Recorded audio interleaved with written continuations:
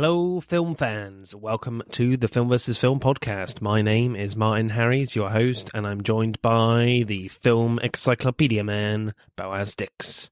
We are a couple of filmmakers on occasion, but mainly can't stop yapping about movies. On this podcast, every episode we pick a topic from a film that's coming out at the cinema or on VOD. Myself and Boaz pick our favourite film from that topic, or team up against a guest and battle it out to decide which film will become the greatest film of all time. If you enjoy this podcast, please leave us a 5-star review and subscribe. Please enjoy part 2.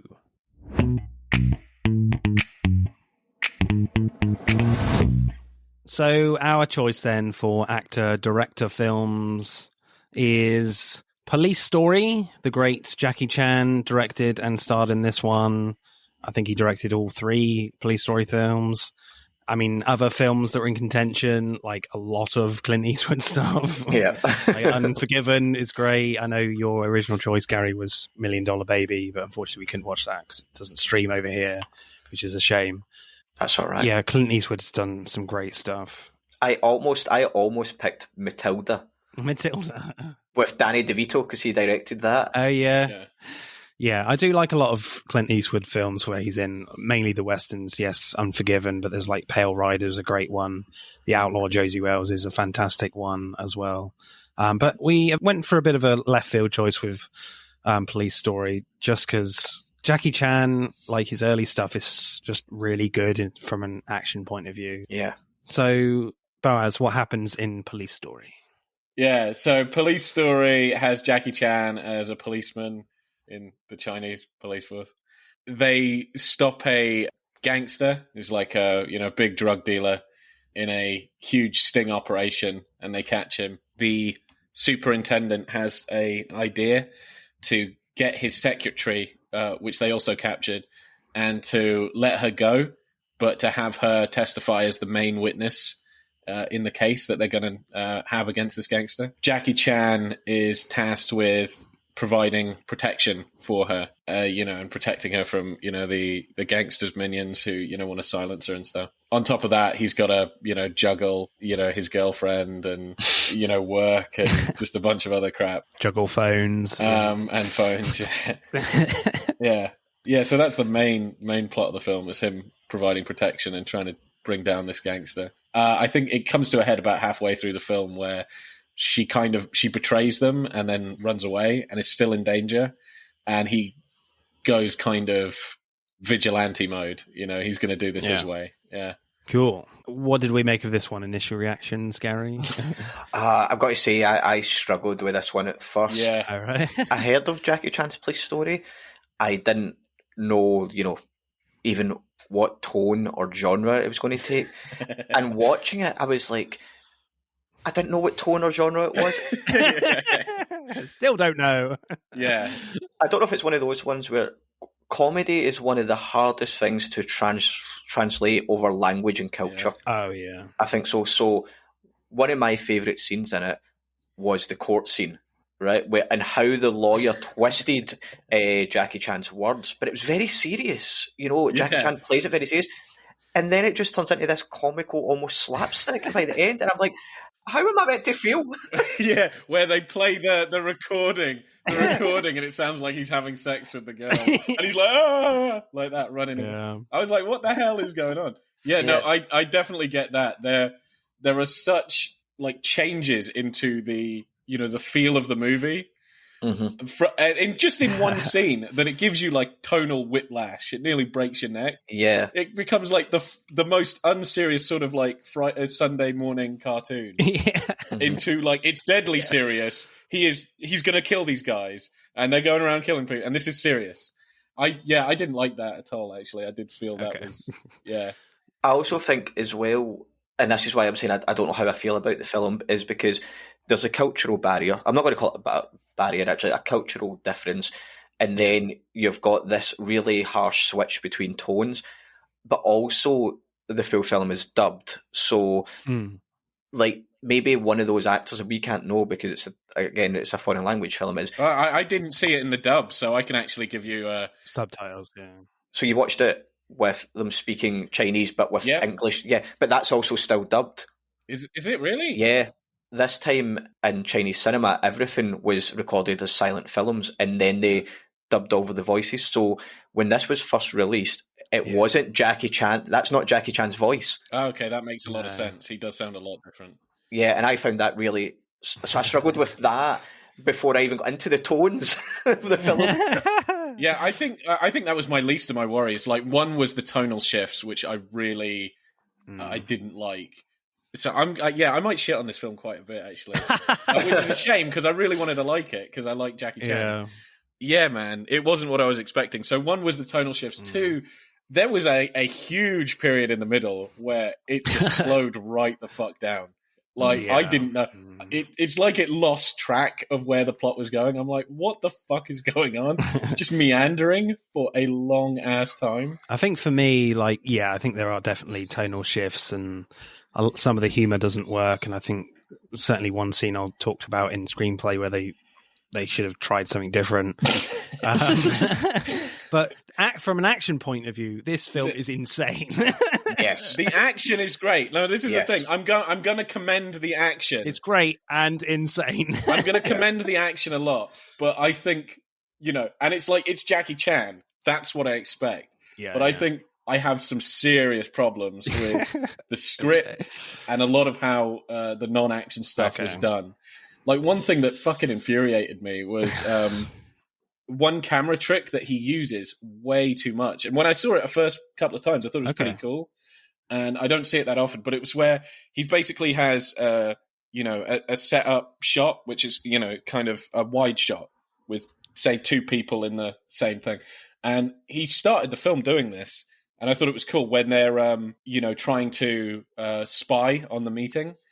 And you'll get these wide shots, so you've got the gangsters and stuff. And then it'll zoom in and, there's a guy and he's, the secret agent. And I like that. And they just did that so much. I don't know why he kept doing that. I didn't mind that. I thought it was good. I know, I didn't like it because sometimes it didn't feel necessary. It's like he's talking in the office.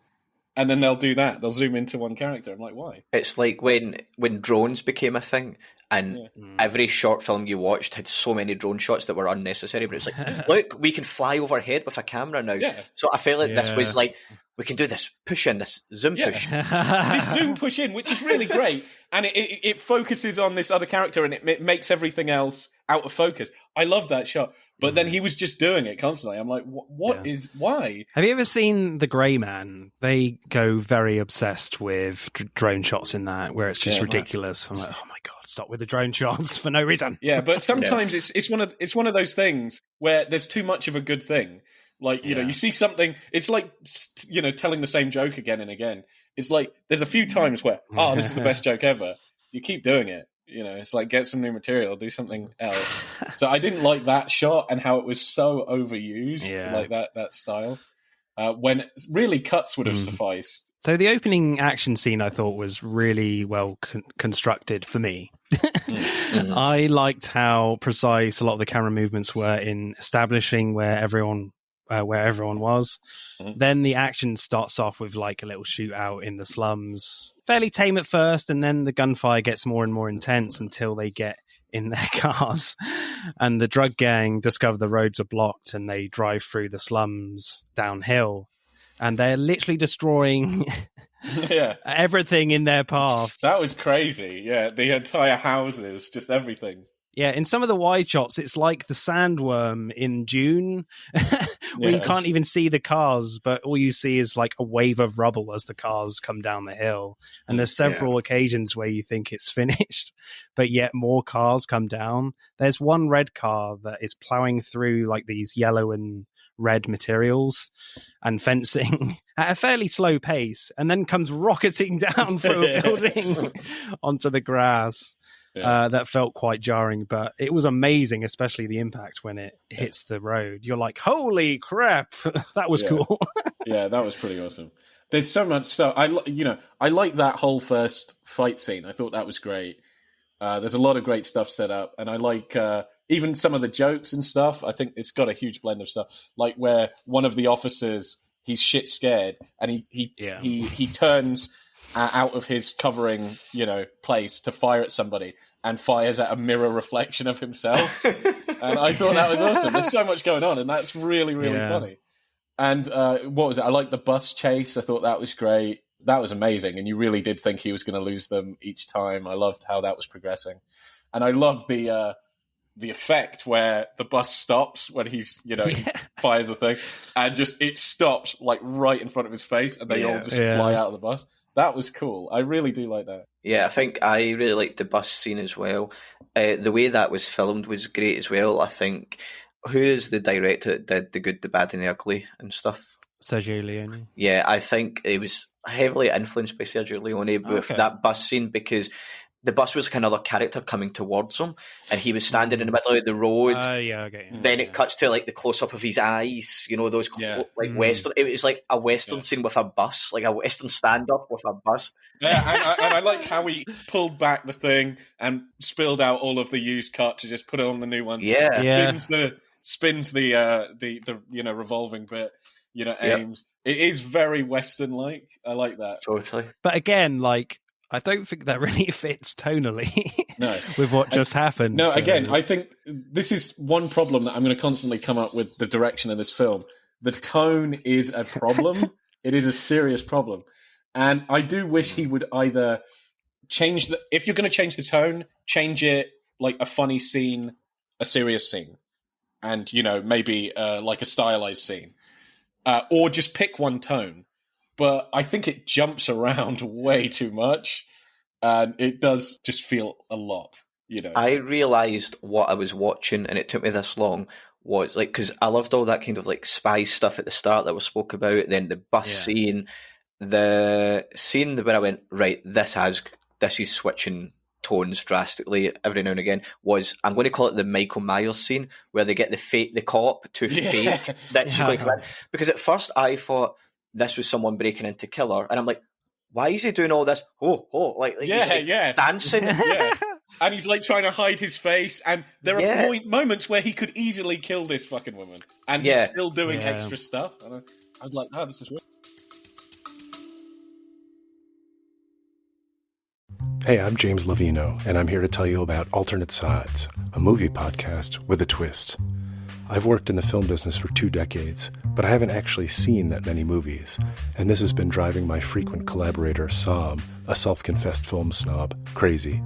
So every week, while he's stuck in his car trying to avoid getting a parking ticket, thanks to New York City's alternate side parking regulations, we discuss a classic film I've finally just gotten around to seeing. Alternate Sides, a new podcast about movies, parking, and a 25-year friendship, wherever you get your podcasts.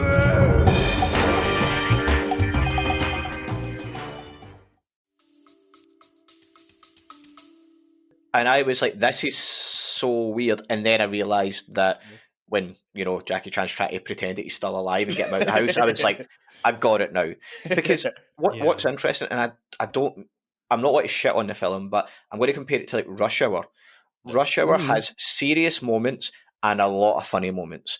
And this film just, I don't know, it just couldn't, it wasn't tight enough with that, I think, is the problem. Yeah, I don't think it clicks many of the scenes quite right. I think even with Rush Hour, there's a serious scene, and a funny thing can happen in the serious scene.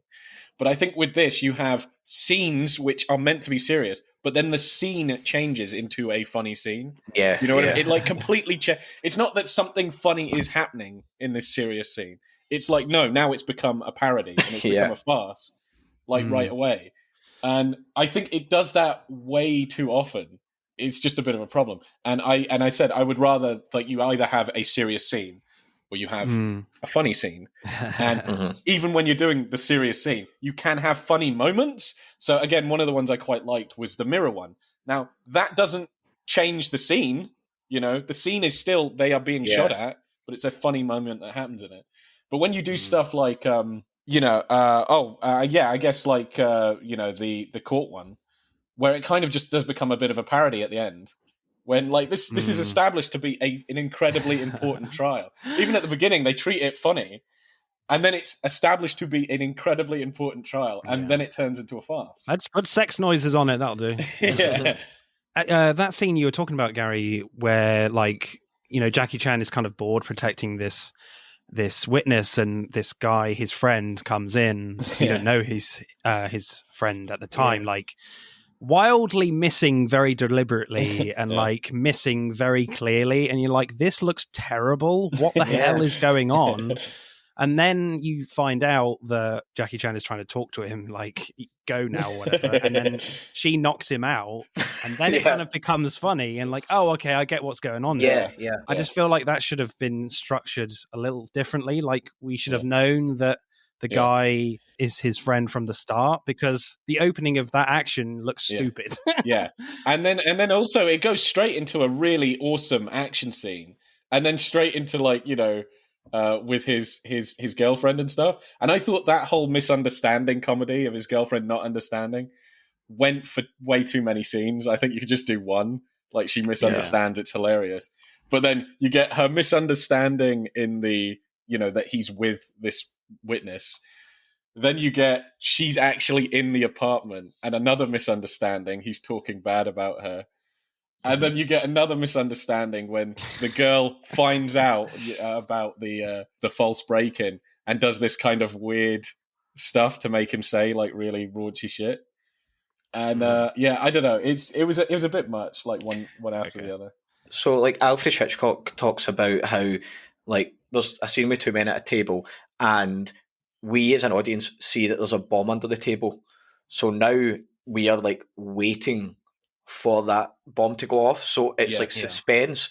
Now, if we don't see the bomb and the bomb goes off, that's surprise. And what I think's weird with this is that scene that we're talking about, the Michael Myers scene, is we should have known, and it should have been tension, rather than we shouldn't have been surprised that he was like in with Jackie Chan. But he does it great at another point. I think it's actually before it, where the police captain, Jackie Chan's boss, tells all the police officers and the lawyers and stuff to go, but he wants to speak to the witness. So she stays in the room, and then I think he just like starts reading his paper. And we are wondering, why is she still there? What's going on? But then they just wanted to pull her back as if they've fed her information, or she's gave them information, but nothing's actually happened, and it's just to apply pressure to the gangsters so that they start wondering why she was held back. And that was great writing. You know, that was really good. Yeah, I did like that bit. I will agree with that. I think they could have even done an extra scene on that with the main gangster of just like, did she say anything? Well, he did hold her back, and it's like, well, you know. But I at least can't remember them doing that. But I do remember the underlings, and her lawyer was asking that. Actually, her lawyer was like, why did they hold you back? I would have liked maybe if he had told the boss. Again, like, in that last action scene, Jackie Chan is so good at like building up the scale of the action. In like most American action films, like the first major stunt in this would be like the climax of that film, but not Jackie Chan. He starts with like himself leaping onto the escalator, taking out a guy. Then there's a great moment where he's like slowly walking towards these goons, getting ready to fight. Then the witness gets attacked from behind. So there's a little bit of playing with expectations there from Chan, which I quite liked. Then he adds like incredible like creativity with props. There's a moment where like Jackie Chan somehow twirls around a clothesline and kicks someone through a very nice shoe display, which was a shame. Then the next martial arts fight is so quick and brutal with like great use of slow-mo. What's amazing is that every move and every blow is so clear from the cuts and camera work. You somehow know exactly what's going on. Then how does Jackie Chan up the ante? He breaks more glass with people. And then a guy with a motorbike jumps over him. How there's a motorbike in there, I don't know. Then he rides the guy through more planes of glass with the motorbike. It's incredible. Then just drops the ball with just jumps on a pole and slides down it. I'm like, oh, that was bad. Yeah, man, there was some incredible choreography. It feels like that last fight scene I'd have to watch 10 times to even understand everything. Like, and there was so much. I think what I really love about Jackie Chan fight scenes in general is the innovation. Oh yeah, it's not just punches and kicks and elbows, but he'll use the environment. He uses absolutely everything. Uses mannequins. He'll use walls. He'll pick up anything, you know, tables, chairs. And it's really inventive how he does that stuff. I like when he was involved in that huge, where they drop a display case on him. Yeah. I feel like that was a mistake. I felt like the glass was supposed to smash or something, and they're like, okay, let's make that work by like someone just pulling it down. You know, but also like him just like throwing people over balconies. I love that one bit because I thought it was so visceral, where the guy punched him into a plain glass window, and it cuts to the other side. His face smashes into it, and then he keeps going, and he's like picking up things. I thought, the fight scenes were great. One of the parts I remember in this that I thought was really good was the use of the clothing rail. It's like a clothes rail, and he uses that to fight with and gets like the guy stuck in it. But then Jackie Chan spins in it to get to his next opponent. Like he slides along, stuff like that. And there's a part where he kicks the person over the balcony, and he lands in like the part in between the two escalators and slides down that. Yeah. And I thought it's amazing as well. You have like bits of, the ceilings coming down and being used as weapons and, like knocking people through the floor and the walls. It was such a brutal fight scene and so inventive and just really colourful. Just so much going on. You're like, man, that must have cost a ton. Another fight scene I want to draw attention to is the car fight scene where after he accidentally thinks he's ran into like a baby or something. Then it turns out to be, it's a doll and there's loads of gangsters. And I fucking love that fight as well because, you have a car that comes in to try and run him over and he like jumps above that car onto his car. And you're like, my God, a car collision in the middle of a fight. You've got all of this fighting going on and him using the doors of the car to kick the shit out of people. Like opening up the doors, slamming their heads into the doors. He takes off one of the doors like off its hinges by hitting it, hits the guy into the door and the door comes off its hinges. It's stuff like that where you're like... even the parts where he's like hanging off the bus at the start and he's fighting the guys inside the bus. Yeah, that was brilliant, He was using a girl's, was it trolley? Like a umbrella. Because he was like, I need this. And I'm like, what is he going to do with that? And he's like... I do wonder, like, how many times he actually tries that to make it work, I suspect they didn't have much time at all. But it's one of those things. You go, oh, they probably didn't have much time. But you're like, holy crap, the choreography and the amount of stuff that got destroyed. If this was, like, in a Western studio, this would have taken... I don't know, this would have taken 6-7 months of practicing and then God knows how long to shoot. And then when you fuck up, like all of that stuff has to be reset. I have a feeling he might be so good at his job that one, he doesn't care if, he or other people get hurt. So, what's training? Let's just do this. And I think he probably is making some of this up on the fly. And I think some of this is not props. They might actually be real. And somebody could actually seriously get hurt. Well, there's a moment when the bus stops really sharp. The guys in the top were supposed to land on the car, but they actually land on the floor. They were supposed to land on the car to soften the blow, I guess, but they just landed straight on the ground, and Jackie Chan just carried on the scene before checking if they were all right. But it's just one of those things. I think, a Western studio, this would have cost like maybe 10 times as much as what he made these scenes for and would have taken a lot longer because of worries about insurance and trying to make sure the stars didn't get brutally murdered and, all this other stuff. And it feels like he could just like cook this up and fucking do it. And it looks good.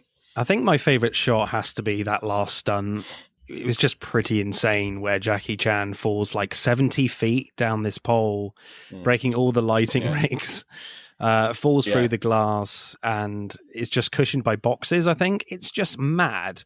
Even Tom Cruise today would think you were crazy to do that. What I love is because the stunt is so impressive, Jackie Chan has the confidence to play the stunt like 3 times from different angles to fully appreciate what just happened. Normally you would cut all those different shots to create like one round view of the stunt happening once. For most directors, it wouldn't even come into their minds to like play the stunt 3 times over in its entirety. Yeah.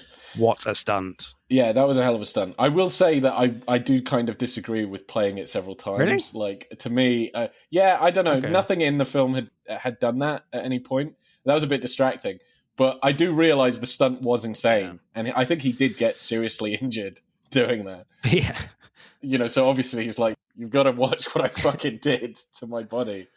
But I don't know. To me, I think that draws too much. I think, to me, I'm going to take a point off that because I think it draws too much attention to the stunt. Harsh. No, it does. To me, it does draw too much attention to the stunt of like, this is an incredible stunt rather than, you know. What do you feel about that? Why Jackie Chan chose to do it that way, Gary? I think he just wants to get it as natural. Well, I can't really say it's natural, not the stuff he does, but he wants to get it as like natural as possible and be using shots like that. There's no room for error, if that makes sense. Like you can't exactly fake it. So one of my favourite shots in it, and it's because I don't know how they did it, is when he throws the witness off the roof into the pool. Oh yeah, and it is a wide shot. It is a complete, like, it's a close up as he like runs with her to it, and then it cuts to this massive wide shot. So you can see where the roof is, and the distance to that pool looks like at least 200 meters away or something like that. And she lands in the pool. I wouldn't be surprised if he did the rest of the film with like 2 other actresses and they didn't make it to that point. They just went splat, and he's gonna like get another actress. We'll film the whole movie from scratch. Yeah, I think Jackie Chan's all his direction was just run and jump. That's all you need to do. Just run and jump. It's like far away. Fall. What are you crazy? Did you just watch some of the end credits? Oh yeah, because it showed you like the behind the scenes. Like he's always got his top off, but at not one scene did he actually have his top off in the film. So it was like, was that just to get into like a different persona as a director? Maybe, he's like when t-shirts on, actor, t-shirts off, directing. It must be more stressful actually just directing the film than actually performing the stunts. I'm too hot. I'm sweating. I would say one stunt that I thought was kind of like unnecessary, and it was played for laughs, but I don't even think it was that funny. Is the one with his car where it doesn't have a handbrake, so he tells her to like hold it, and then she doesn't hold it, and then he's on the phone, and then it comes careening down and crashes into the. I liked it.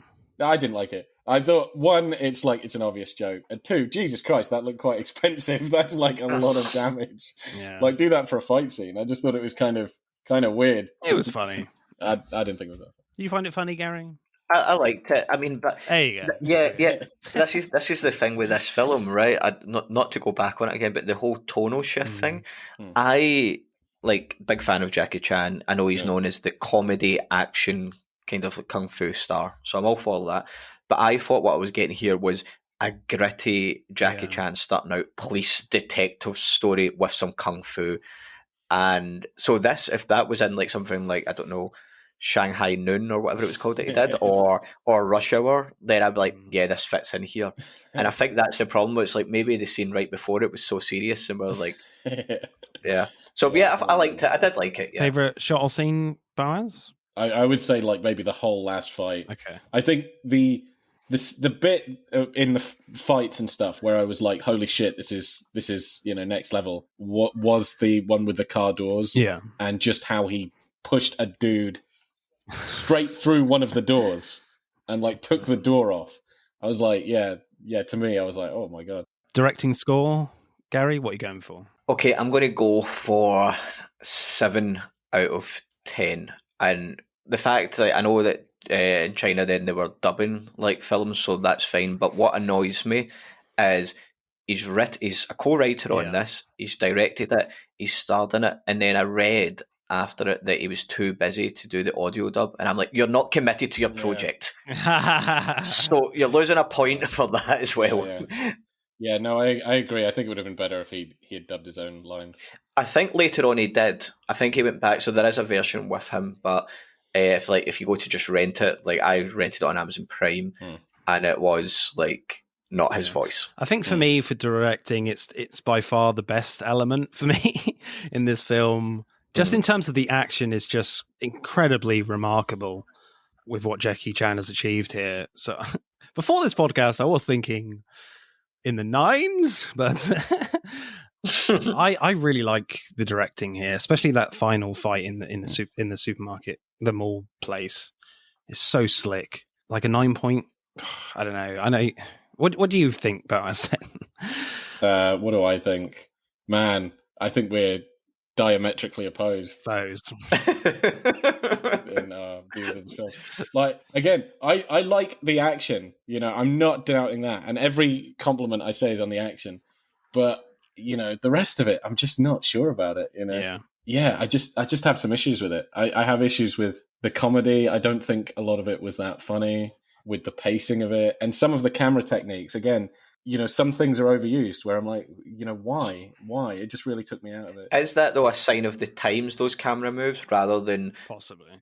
Like, yeah, it might have been overkill, but maybe it was just because at that point you didn't have so many tracking shots. It was like, that's how you got a nice close-up, is when you went, crashed them. Yeah, I don't know. It's certain shots that we used over and over again where I'm like, just try something a little new. So there are niggles that I have with the rest of the movie. 8.5? Meet in the middle. I could.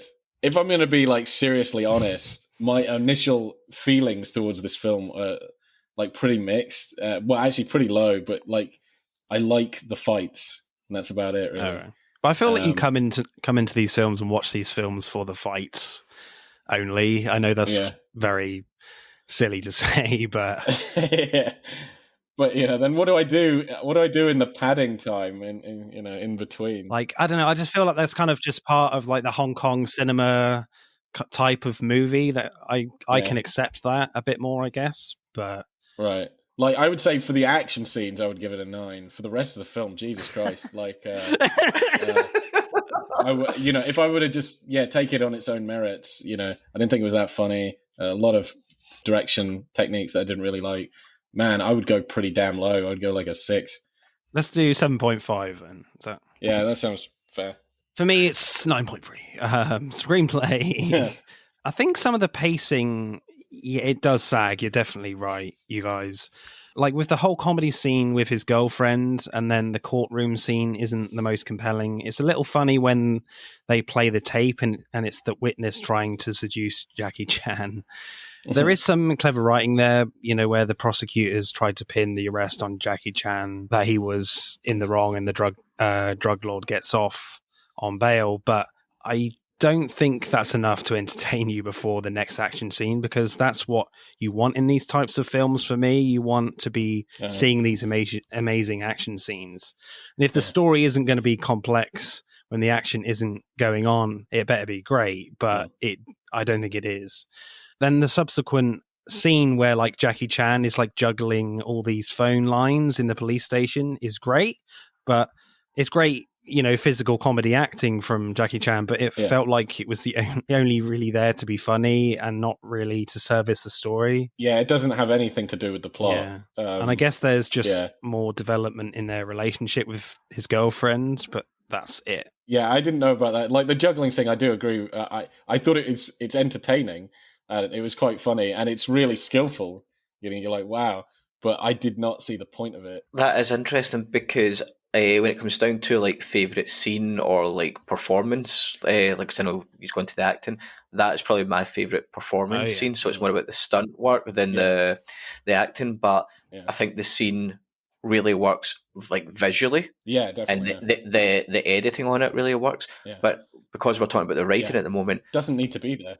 It doesn't need to be there. But also the jokes in it, like the women are phoning are like, I'm getting raped. That nearly knocked me down flat. Where like one guy, one is saying like, I've been beaten or something, and another one like, I've lost my cow, and I've been raped. It's like, what the fuck?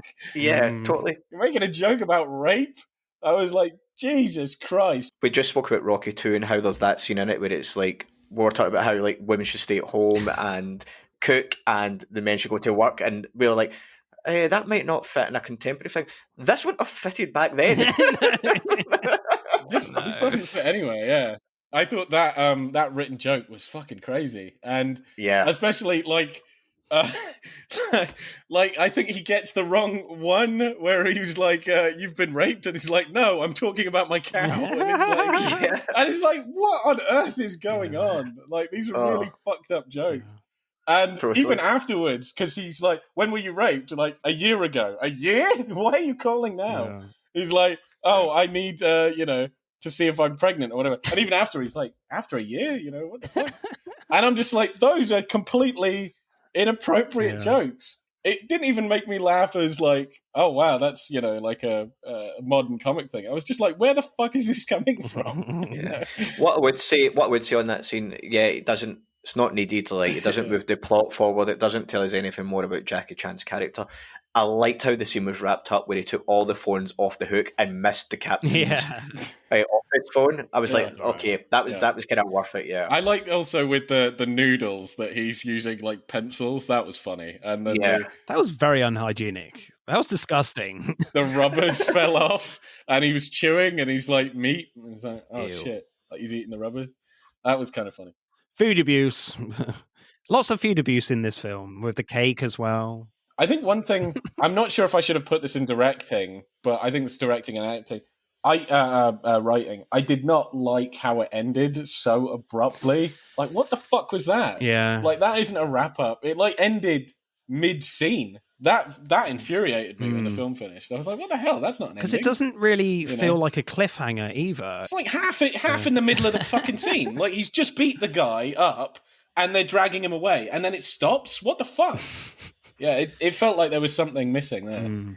I really like that scene though, where he wants to kill the baddie. Yeah, I like the police are trying to stop him. It felt really gritty and serious, and I was like, "This is quite good writing here," but it's not earned this ending, which was quite annoying as well. I was like, I want to love this. Like, I mean, you have a few moments where Jackie Chan is like, he's taken the police chief hostage. You're treating us like crap. You're just putting us out into the field, risking our lives while you're getting a promotion and getting a nice desk. We've all been there, haven't we?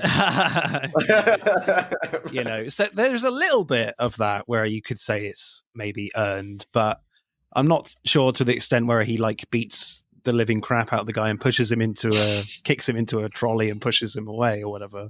And then it ends, Before that, the lawyer comes in, you're like, oh, okay, are we going to get like more of a resolution here? But it just, I don't really understand why they did that. Do you know what it felt like at the end, actually, where like the police captain shows up, the baddie's there, Jackie Chan, the witness. Is Jackie Chan's girlfriend there at that end as well? I can't remember. But the lawyer shows up. It feels like the end of a Poirot or, or the end of Nights Out where everyone's in a room together and it's like, and I'm going to reveal who the killer was now. Because you have all these kind of threads coming together and then you don't see what happens. No. It feels like a TV show. It feels like the end of a TV show, not an end of a film, which is strange, even though it doesn't even feel like a cliffhanger either. So, I completely agree. It's bizarre. It feels like Columbo. It does. It does feel like the end of a Columbo episode. Yeah, like Jackie Chan's going to go, just one more question. and end the episode. Yeah, and it's not even the end of a Columbo episode where he's Columbo. He's the villain that's been found out and is like dragged away, and then it ends. And then I'm like, what the fuck? Yeah, the ending confused me. And to be honest, it doesn't need much to wrap it up. Just have somebody say a line, or actually put the cuffs on this guy, or he hugs his girlfriend, or something. Yeah, I don't know whether there was some sort of like issues with money or a producing problem, because in the second film it basically starts off pretty much right from where the first one ends, and you do have a little bit of a recap thing like in Rocky 2. So Rocky 2 was influenced by this, or was this influenced by Rocky 2? But you know what I mean, like, I don't know, there might have been some issues there. A script that's got way too big, maybe. I think like the second film might have just been the first film, you know what I mean? It's just the second half of the first film. Favorite lines, people? Mine was literally near the end where I think one of Jackie Chan's fellow cops is talking to another one, and he's to the police chief, and he says, "You have to help me with that report." When they're seeing Jackie Chan beat up the lawyer. That was quite funny. That's the only one I wrote down. And actually I liked the continuation, because he's like, you need to help me with that report, and then the superintendent just leaves and he's like, I didn't see anything. So he's like putting it on him. You finish it. That was quite funny. Favorite line, Gary? My favourite line is almost a throwaway line with a random character that's not in the film again. It felt like something out of Mr. Bean. It's when Jackie Chan comes down the hill in his car and slides into... Oh, yeah, that was amazing. Drift slides into the car park. The other driver says to him, if you stayed here any later, I'd kick your ass. Then it just pauses and he goes, nice parking though. Yeah, that was great. I don't know how he could do that though. Like slide it basically, with the car the other way. I don't get that. He's a super cop. He just doesn't have his life together. It felt like I seen it with like Fast and the Furious or something. It did. It really did. But it did look real, to be fair. Fast and the Furious meets Mr. Bean. The screenplay score, Gary? What are you going for? Oh, that's a hard one, isn't it? You can be harsh if you want. 3, 4. I want to give it a 7, but I'm going to go 6.8 just because there's a lot of really nice stuff with the serious things. There is actually a lot of nice comedy writing in there as well. They just don't mesh well, and that's, I think, the problem. So let's go 6.8. Boaz, what should we go with? I think you're right. Like, I guess in terms of how like the action scenes are written, I really like that. They are very well written, for sure. Oh, God, yeah. Again, but you need to take a film as a totality. I can't just say Jackie Chan is the master of action comedy. Of course his action scenes are going to be amazing. Yeah. He's done it so many times. But I'm not just going to give him a free pass on the rest of the writing, I think the big issue for me is the fact that you have this amazing action scene at the start and you have an amazing action scene at the end, like a little one with the car in the middle, and that's about it. Yeah. There's a lot of draggy stuff, not very funny, a lot of tonal shifts. So I'm thinking like a 6.5. Yeah, that's exactly what I was thinking, 6.5. And I would say, even talking about the action, I think you're right. Really good one at the beginning, really good one at the end, a pretty cool one in the middle. I was expecting more in the middle, yeah. I was expecting a lot more as well. Although, the last one did pull out all the stops, but I was expecting it to be peppered out. And this is why I did feel like the middle of the film did feel like it meanders a bit, where it goes into like funny things and weird things and him trying to work out his relationship. And it just seems a bit... I think it would have helped if you'd peppered in some more action scenes where it just kind of flowed a bit better. And even with the stunts, you could have done that, because the thing that's played for laughs, the telephones. Imagine if he was fighting people while juggling telephones. Yeah, like that's an incredibly well choreographed scene. Just put in some action. It's weird because if the logline for this film is basically police detective tries to keep witness safe when the baddies make it look like he's the one that's committed the crimes, right? Yeah. So you would think, even if you have this big action scene at the start and end, it's going to be almost maybe a love story between witness and cop or something, but it's like, no, he's got the girlfriend, remember? So we can't do that. And it was like, so what are we doing then? What is his relationship with this other woman? Yeah. I feel like that's where Jackie Chan was trying to feed the comedy from, but it didn't quite work as well as I think he thought it did. Yeah, definitely, with like misunderstandings between him and the witness. It didn't even really feel like they connected, that they were friends or anything, even at the end.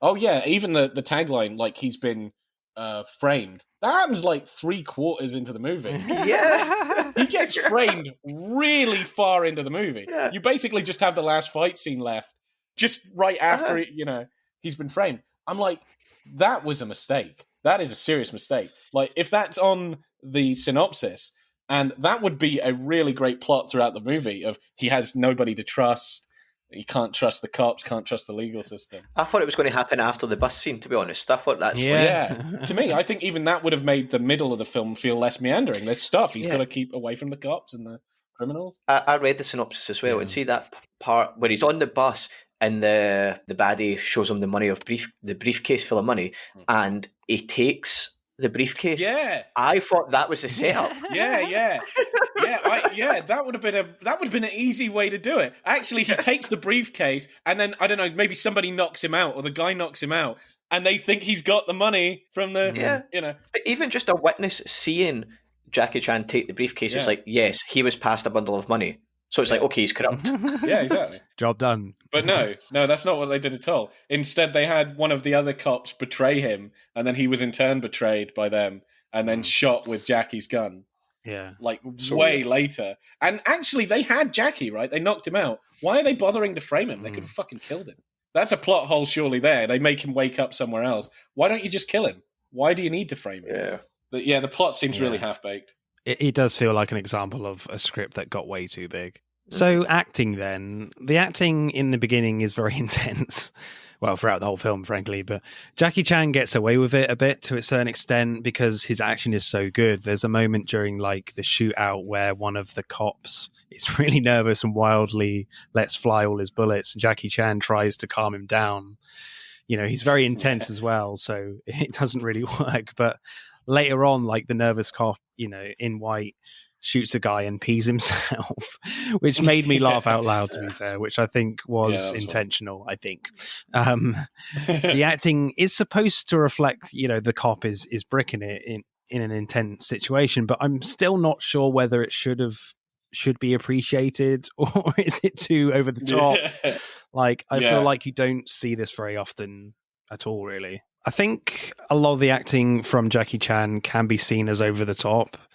Especially in the action scenes, and he's supposed to be the calm one. But when he's been framed for murder, the cop near the end goes back to the police station and steals the chief's gun. He's accusing the top police officer that, you know, they're basically being used as pawns and risking their lives to get a promotion and a better office. And I think Jackie Chan's intensity kind of suits this situation a bit better in the film and makes the writing a little better as well with the acting. But so I think, you know, his style kind of works in that scene for me. I think like he definitely, even though I complain about like how the comedy parts are written generally, I do think he is a great comedy actor. Yeah.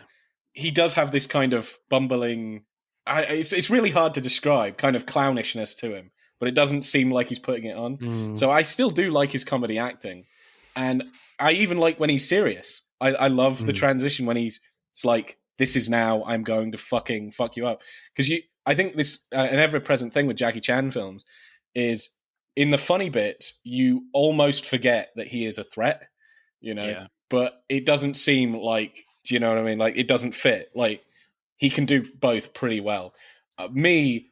His performance is more so to do with like how he's written himself and how he's written the scenes rather than the actual performance. Because I think he is quite funny and he is really threatening. I just don't think some of the scenes gel well, you know. But I don't even think that's necessarily him. It's like even the other characters, like it just doesn't gel well sometimes. I think certainly the comedy acting in terms of physicality that works when we know it's supposed to be funny is, you know, the Michael Myers one where he's basically where the guy is unconscious. You know, he's pretending like he's still conscious. That was funny. Yeah, and she's trying to phone the thing, and he cuts the telephone. Yeah, that stuff was funny. Yeah, I have to agree with both of you that, Martin, you were on ours talking about Whiplash. I think one of my final points was the actors don't get credit when they have to learn a skill set like drumming or that. Like Jackie Chan has learned how to do all this fighting style, but also, as we said, like using the world around him, his surroundings, the objects, and like unconscious bodies and things like that. He's using for comedy effect as well. He's right, like he's great at the comedy stuff. But even at the end of the film, when he's got like the baddie and he's got like is that a knife to his throat or something? I can't remember, but he looks like he's been through a war, like, and you believe that. It's like John McClane at the end of Die Hard. Yeah. You know, he's been through the ringer, and even though we said it, comedy, the serious stuff doesn't mix, but by the end, you believe that he's been through a world of hurt and pain, and it shows in his face. It shows in like how messed up his hair is, his clothing. He just looks done in. So yeah, and even all the other characters as well. The performances are absolutely fine. The comedy action is a little heightened. I feel like some of the dialogue is a little heightened, a little theatrical. Again, it's hard to judge on that because it is dubbed over as well, so I'm not going to take away any points on that, but no one really stood out as bad in No. this. Yeah. You know. Yeah, I think it's less the performances, and it just suffers from the writing. It's more how these people are being used rather than how they can actually perform their parts. And I think a better example is, have you ever watched like any other Jackie Chan film from this that has a better grasp of the balance between comedy and action? And he's phenomenal in those, and he's he's acting the same. One that I thought about at the end of this, when it's quite funny, and at the end he has been through hell, and I think it's kind of like Police Story, but I think better. Have you watched Mr. Nice Guy? I think I've seen that. Yes, yeah, I think I've. I loved Mr. Nice Guy as a kid, and it's like in the title, he's just a nice chef. Yeah, he's a chef. I have seen it. But at the end of it, holy shit! Like, he is fucking up an entire mansion of goons. He's turned, he gets fucked up really bad. Like, that film was great, and that had like seriousness and comedy. I'm more concerned about the writing here than the performances. It's hard to judge though, because like maybe on paper this script worked, but it's actually the directing. Yeah, could be. Either way, it's Jackie Chan that did both, so he's not getting away with it. Yeah. I mean, I did like that last moment he has confronting the lawyer. He goes to an extra level of rage and intensity, because throughout most of the film he's very intense, but I feel like he does get to another level there, which I found quite impressive. Yeah. Before he does a Street Fighter move on him. Uppercut. Favorite performances all going for Jackie Chan, I guess. Yeah, because we can't remember the names of any of the other actors. We would butcher them if we could. Gary, acting score for you? I mean, and do you count like the martial arts stuff as acting? I would say so, because like the Whiplash thing, that is acting. It's like learning how to do that skill set. It's to then to be able to give that performance. So Jackie Chan is like obviously mastered this through his whole life. So including that, I'm going to go high. I'm going to go 8.3. Sure. Boaz? 8.7. I feel like when it gets to the martial arts stuff, it's incredibly impressive. But again, like a lot of the other stuff is fairly standard in terms of the emotional stuff, and obviously the comedy is a bit lacking. I would say the only like emotional acting that I quite liked, other than anything with Jackie Chan, is the chief of police, so the one under the superintendent, who is like pleading that they can't throw Jackie under the bus. I actually really liked his acting. I was like, man, you do seem really concerned about and I like that. 8.5, 8.7? Yeah, maybe 8.2. 8.4? Okay, 8.5. 8.5. Okay. Right, let's add up the scores then for Police Story. Police Story gets a disappointing 44.6. Rocky 2 wins this one. That's 2 knockouts for Rocky films on the podcast. He's a wrecking machine. I'm not sure. I would still think Jackie Chan would take Rocky, to be fair, in a fight. Oh, God, yeah. Oh, Gary's not impressed by that comment. No. Unfortunately, I think you're right. Yeah, Jackie's too fast. Yeah, probably. He's way too fast. And plus, he'll cheat. He'll hit him with a fucking table or something. So Rocky 2 wins this one with 49.3 points. Next episode, as John Wick Chapter 4 is finally hitting the screens. Very, very excited about that one. Another martial arts judo film, I guess. A lot of judo in that. So we'll be talking R-rated action films 2, as we have done one in the past. And we will have guests, another returning guest from the Haven't Seen It podcast, Tommy and Tim. That'll be a lot of fun, I think. Gary, you have been amazing. This is your time again to tell us about your podcast. And where can we find you? Thank you very much for having me again. It was just as fun as the last time. I look forward to finding a way to come on to discuss Rocky 3. We're going to do Mr. T films. Oh, nice. Yeah, so I co-host the Choose Film podcast, where we get a guest on every episode and they pick the film that matches the theme. So right now we are just starting, tomorrow actually, we're doing adaptation. So films based on another medium. And we have already been picked. It'll be, what we got, Lord of the Rings and The Fly. and Titanic, Really? which I guess is adapted from a true story. I don't know. Okay. We'll see what the guest comes up with. Yeah. I guess there's been many adaptations of it. Yeah. I mean, the Titanic one's really interesting now because James Cameron himself has proved that it didn't go down like that in the film. Yeah. That's kind of funny. Also, 2 people could have fitted on that door. He's proved that as well. Yeah, exactly. Yeah, he submitted that as well, yeah. She's evil. Rose is the villain. Yeah, I was going to say just one comment about adaptations. One adaptation I really want to watch, because I heard it was pretty good, was a Nicolas Cage film called Adaptation. Which is like the most surreal adaptation I've ever heard of, because in the film, it's about the screenwriter trying to do an adaptation of the book, which part of the film is an adaptation of. Totally. Yep. Well, maybe we should get you on then for adaptation with adaptation. Yeah, I think I should do that. It's time to say goodbye, people. Goodbye, Gary. You have been amazing. Thank you ever so much for coming on. Bye-bye. Thanks for having me. Thank you. Bye. And it's goodbye from Boaz. Try not to risk your life coming onto this podcast again. You don't need to slide down a massive pole. It's fine. Use the door. Only on Sundays and only for dollar bills. Bye-bye. Bye-bye. That's it for part 2. Thank you for listening. We hope you enjoyed it. Check out part 1 if you haven't done so already. But don't stop there. Get involved and tell us what your favourite films are relating to the episodes. Send us a DM or comment on Instagram and TikTok at Film vs. Film Podcast, for Twitter at FVF_podcast. If you do, we'll give you a shout out on the next episode. If you're feeling really generous, you can buy us a one-off coffee at our Buy Me a Coffee account. Remember, please leave us a 5-star review and subscribe. Pod signing off.